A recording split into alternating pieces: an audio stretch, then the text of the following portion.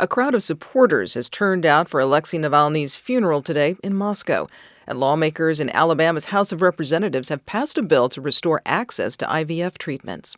Good morning, I'm Corva Coleman from NPR News, and here are today's top stories. The late Russian opposition leader Alexei Navalny is being buried today in Moscow. A large crowd of supporters turned out for his funeral today.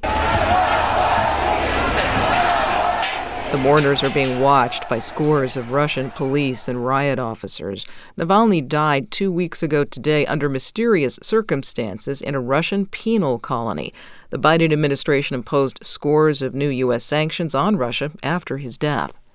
Texas officials say that the wildfire burning in the state's panhandle has scorched more than 1,600 square miles. The Smokehouse Creek fire has killed 2 people now, and it has crossed into Oklahoma. This is the biggest blaze ever in the state's recorded history. Weather forecasters have posted blizzard warnings in parts of California and Nevada today. They warn California could get feet of snow in the mountains. Wind gusts in Nevada could get close to hurricane strength. The former Air National Guardsman charged with leaking secret Pentagon documents is expected to plead guilty. Jack Teixeira was arrested last year after allegedly posting classified military material online.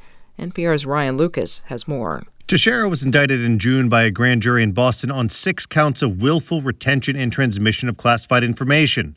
The 22-year-old is accused of sharing a trove of secret U.S. government national security documents, including about the war in Ukraine, on the popular social media platform Discord.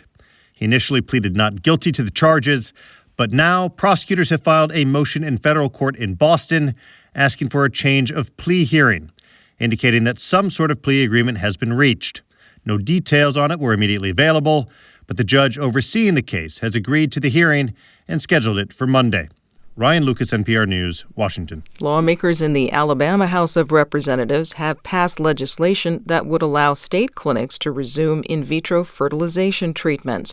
This comes after the Alabama Supreme Court ruled that frozen embryos are considered children.